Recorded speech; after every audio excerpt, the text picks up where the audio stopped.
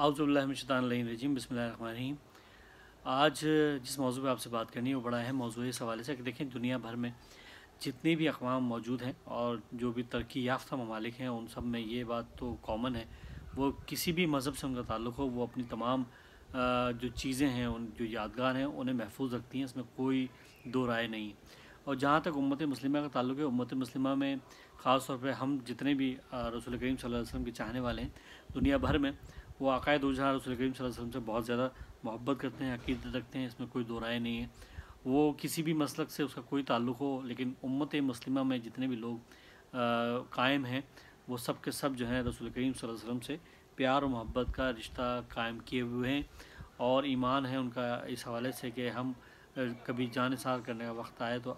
رسول کریم صلی اللہ علیہ وسلم کے نام کے اوپر ہم اپنی جان بھی دے سکتے ہیں۔ یہ سب کو پتہ ہے، یہ سب کا عقیدہ ہے امت مسلمہ، بھلی وہ مسالک اپنی اپنی جگہ، جیسے میں بار بار کہہ رہا ہوں، وہ اپنی جگہ ہیں لیکن اس بات پہ متفق ہیں سب کے سب۔ اور یہاں پہ سب سے اہم موضوع آج اس حوالے سے ہے کہ جنت البقیع کے حوالے سے بات کرنا چاہ رہا ہوں، کہ جنت البقیع جو ہے 1344 ہجری میں اسے مسمار کیا گیا 1925 میں 21 اپریل کے دن، اور اسے جیسے کہ میں نے کہا کہ اللہ رب کریم کا جو بابرکت مہینہ رمضان المبارک ہے اس کے فوراً بعد یہ عمل کیا گیا کہ بی بی کے مزار کو شہید کیا گیا، اسے گرایا گیا۔ جیسے کہ میں نے آپ سے پہلے کہا کہ تمام مذاہب جو ترقی یافتہ مذاہب ہیں، ترقی یافتہ مذاہب میں جتنے بھی مذہبی لوگ ہیں وہ اپنی تمام جو ہے نشانیوں کو سنبھالے ہوئے ہیں، اور ہمیں افسوس کے ساتھ اس بات پہ میں کر رہا ہوں کہ ہم مسلمان جو ہیں اس چیز کو سنبھال نہیں پائے، کیونکہ آپ دیکھیے کہ یہاں پہ جس طرح سے انہدام جنت البقیع کیا گیا، اور انہدام جنت البقیع کے بارے میں جاننا ضروری یہ ہے کہ یہ وہ قبرستان ہے جنت البقیع کہ جس کا آغاز رسول کریم صلی اللہ علیہ وسلم نے کروایا، اور رسول کریم صلی اللہ علیہ وسلم نے سب سے پہلے صحابی جو بزرگ صحابی رسول تھے ان کو اس میں سب سے پہلے دفن کیا گیا۔ اس کے بعد رسول کریم صلی اللہ علیہ وسلم کے فرزند ابراہیم کو اس میں دفن کیا گیا۔ اس کے بعد 10,000 صحابہ اکرام، جو لوگ صحابہ کے چاہنے والے ہیں، آپ یہ سوچئے کہ صحابہ کے 10,000 جو ہے جو ان کے قبور ہیں وہاں پہ، وہ بھی رسول کریم صلی اللہ علیہ وسلم کے دور میں جنگ احد کے بعد جو ہے وہ انہیں وہاں دفنایا گیا، جو زخمی ہو کے اپنے گھروں کو واپس آئے تھے لیکن جی نہیں پائے، تو اس کے بعد انہیں وہاں دفنایا گیا۔ اس کے ساتھ ساتھ امہات مومنین جو ہیں وہ وہاں پہ مدفون ہیں۔ اس کے ساتھ سب سے بڑی بات یہ ہے کہ آپ یہ دیکھیے کہ خاتون جنت کے مزار کو منہدم کیا گیا، یہ بہت بڑا سانحہ ہے، اور مجھے افسوس کے ساتھ یہ کہنا پڑتا ہے کہ امت مسلمہ آج سے 100 سال پہلے اگر ان چیزوں پہ کنٹرول کر لیتی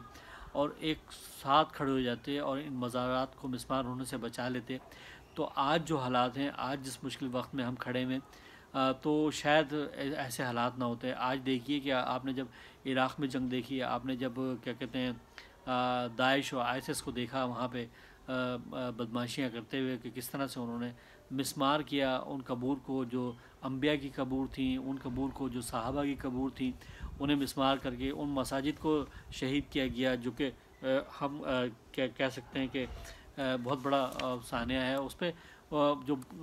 ان کے جو کمانڈرز ہیں وہ آج یہ بیانات دیتے دکھائی دے رہے ہیں کہ جناب ہم اہل سنت کی مساجد کو صرف اس لیے منہدم کرتے تھے کہ شیعوں سے ان کا لڑائی ہو، کیونکہ عراق میں اور اس میں شام میں شیعہ اکثریت تھی، شیعہ لوگ رہتے تھے، تو ہم سمجھتے تھے کہ شاید ہم اس کو بھڑکاوا دیں گے تو یہ آپس میں لڑیں گے، لیکن ایسا نہیں ہوا۔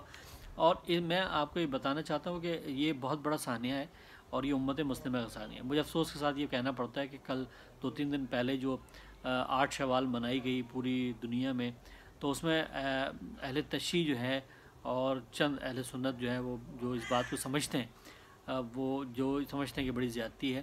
تو وہ اس احتجاج میں شریک ہوئے اور ہوتے ہیں۔ لیکن افسوس کے ساتھ کہنا پڑتا ہے کہ یہ شیعوں کا مسئلہ نہیں ہے، یہ امت مسلمہ کا مسئلہ ہے، اور امت مسلمہ میں آپ یہ بات ذہن میں بٹھا لیں کہ خاتون جنت جو ہیں صرف شیعہ کی جو شیعہ خواتین ہیں ان کے لیے نہیں ہیں، بڑے امت مسلمہ کی تمام خواتین کے لیے وہ مشعل راہ ہیں اور خاتون جنت ہیں۔ خاتون جنت کا مطلب یہ ہوتا ہے کہ وہ جنت میں شخص یا خاتون داخل نہیں ہو سکتی جب تک آپ ان پہ ایمان اور محبت کا اظہار نہ کریں اور ان سے ایک تعلق، ایک پیار اور ان کی سیرت پہ عمل نہ کریں۔ تو یہ تو آپ بات سمجھ مطلب تمام لوگ امت مسلمہ کے سمجھ جائیں۔ اور دوسرا میں نے یہ بھی دیکھا کہ جب بیت المقدس کا دن آتا ہے، قبلہ اول کی بات آتی ہے، یہاں تمام امت مسلمہ اس بات پر تو متفق ہے کہ بھئی جو ہے جو فلسطین کی مسجد ہے وہ جو ہے وہ امت مسلمہ کی پہلی مسجد ہے، پہلا مطلب ہمارا قبلہ وہ تھا، قبلہ اول وہ تھا۔ اس بات پہ سب متفق ہیں، لیکن مجھے افسوس کے ساتھ یہ کہنا پڑتا ہے کہ اس میں بھی ہم آیت اللہ خمینی علیہ رحمہ کی اس بات پہ عمل کرتے ہیں کہ آج بھی بیت المقدس کے حوالے سے مسلسل احتجاج جو ہے وہ جاری ہے۔ اس میں شیعہ جو لوگ ہیں وہ شامل ہیں، لیکن اس میں اہل سنت بھی وہ شامل ہیں جو اس بات کو سمجھتے ہیں۔ تو میرے کہنے کا مقصد صرف یہ ہے، شیعہ اور سنی کی بات کرنے کا مقصد نہیں ہے، مقصد صرف یہ ہے کہ یہ جو انہدام ہے یہ جو ہے یہ غلط ہے، اور اس بات کو امت مسلمہ کو سمجھنا ہے۔ اگر اس وقت، اگر اس دور میں جب 100 سال پہلے یہ واقعہ رونما ہو رہا تھا، اگر امت مسلمہ ایک پیج پہ ہوتی اور اس کے خلاف آواز اٹھاتی، تو میں نہیں سمجھتا کہ آج شام میں یا عراق میں جو صحابہ کی قبور ہیں یا انبیاء کی قبور ہیں انہیں مسمار کیا جاتا ہے۔ میں نہیں سمجھتا کہ نہیں کیا، کیونکہ ایک آپ مزاحمتی طور پہ سامنے ہوتے، لیکن آپ افسوس کی بات ہے کہ ہمارے لوگ نہیں کھڑے ہوئے، جس کی وجہ سے آج یہ دن ہمیں دیکھنا پڑا کہ آج بھی خاتون جنت کے مزار کے اوپر جانے کے لیے پابندیاں ہیں، مشکلات ہیں۔ آج بھی اگر امت مسلمہ متفق ہو جائے، اس بات کو انڈرسٹینڈ کر لے، کیونکہ دیکھیں جو لوگ ہیں وہ چیک کرنا چاہتے ہیں، دیکھنا چاہتے ہیں کہ کتنا کرنٹ ہے آپ میں، کتنے آپ مطلب اپنے نبی سے محبت کرتے ہیں، اپنے نبی سے پیار کرتے ہیں، وہ چیک کرنا چاہیے۔ یہ آپ نے دیکھا ہے، یہ خاکوں کے حوالے سے جب چیزیں ہوتی ہیں تب بھی وہ چیک کرتے ہیں، دیکھتے ہیں۔ تو میں سمجھتا ہوں کہ یہ چیک کرنے کے لیے رہتا ہے۔ تو اگر خدا نہ خواستہ ہم اگر آواز آج بھی نہ اٹھائیں اور آج بھی جنرل البقیع کے ری بلڈ کرنے کے اوپر بات نہ کریں اور ہم پریشرائز نہ کریں اس حکومت کو جس نے یہ کام انجام دیا، تو ہم نہیں سمجھتے کہ ہم یہ بات سمجھ ہی نہیں سکتے کہ اگر آنے والے وقت میں کبھی مشکلات آئیں تو عقائد و جہاں کے مزار مقدس کو کوئی نقصان نہ پہنچے، کیونکہ ظاہر ہے یہ شاید یہی وجہ ہے جس کی وجہ سے ہمیں سوچنا اور سمجھنا چاہیے کہ یہ جو مزارات ہیں، جو ہماری نشانیاں ہیں، جو ہماری پہچان ہے، جن کی وجہ سے ہم ہیں، تو اگر ان کے مزارات کو مسمار کر دیا جائے گا اور آپ آواز نہیں اٹھائیں گے تو آپ گناہ گار ہیں۔ آپ اس میں آپ کو جواب دینا ہوگا، کیونکہ جب ہر نبی اپنی امت کے ساتھ ہوگا، تو جب آپ اپنے نبی کے ساتھ ہوں گے تو سوال تو یہ بھی ہوگا کہ جب ہمارے مزارات کو مسمار کیا جاتا تو تم کہاں تھے، تو کیا جواب دیں گے؟ تو امت مسلمہ کا مسئلہ ہے، نہ شیعہ کا مسئلہ ہے، نہ سنی کا مسئلہ ہے، نہ دیوبندی کا مسئلہ ہے، نہ بریلوی کا مسئلہ ہے، امت مسلمہ کا مسئلہ ہے، کیوں دوسری طاقتیں چیک کرنا چاہتی ہیں کہ ان میں اتحاد ہے یا نہیں۔ تو ہمیں سوچنا اور سمجھنا، دیکھنا چاہیے کہ ہم کہاں کھڑیں، ہمیں کیا کرنا چاہیے۔ تو میں سمجھتا ہوں کہ ہم سب کو، جتنے بھی امت کے لوگ ہیں، جتنے بھی مسالک کے لوگ ہیں، یہ نہیں سوچنا چاہیے کہ شیعہ اس بات پہ احتجاج کر رہے ہیں۔ آج عمر بن عبدالعزیز کی جب بات آ رہی ہے، ان کی قبر کو جب نقصان پہنچایا گیا، تو اس میں یہ نہیں ہے کہ شیعہ پیچھے رہ گئے، شیعہ بھی ان کے اس حوالے سے بات کر رہے ہیں، اس میں آگاہی دے رہے ہیں اور کہہ رہے ہیں کہ جو غلط ہے اور مزارات کے تقدس کو پامال نہیں ہونے دینا چاہیے۔ تو میں سمجھتا ہوں کہ ہم سب کو ایک ساتھ کھڑے ہونا چاہیے، ایک دوسرے کو سپورٹ کرنا چاہیے اور کوشش کرنی چاہیے کہ ہمارے جو مزار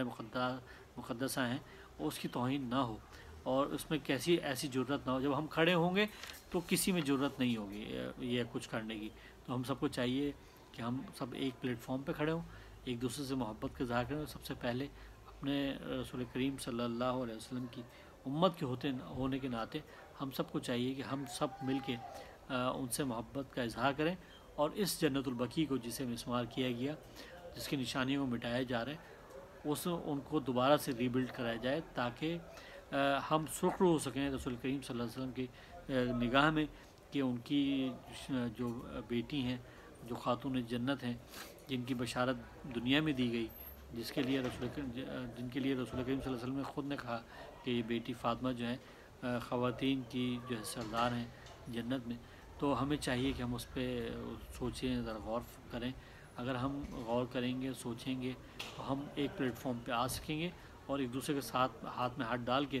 ایسے عزائم کو نمٹا. آپ کسی بھی مسلک پر رہیں، کسی بھی مسلک سے آپ کا تعلق ہو، لیکن اس پوائنٹ پہ ہم سب کو ایک جگہ کھڑا ہونا چاہیے، کیونکہ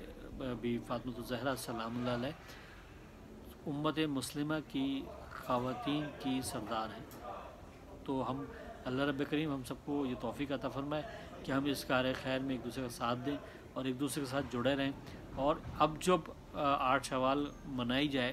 یا وہ دن منایا جائے تو صرف شیعہ نہ نکلے بلکہ امت مسلمہ نکلے، اور امت مسلمہ نکل کے جو ہے اس پہ احتجاج کریں اور احتجاج ریکارڈ کرائیں، تاکہ آپ آخرت میں رسول کریم صلی اللہ علیہ وسلم کی بارگاہ میں وہ جو ہے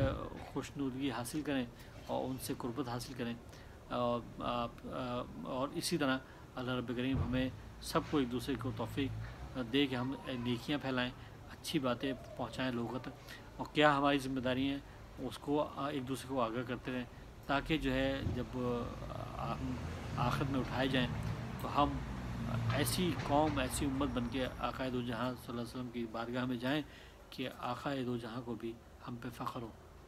بہت شکریہ آپ کا.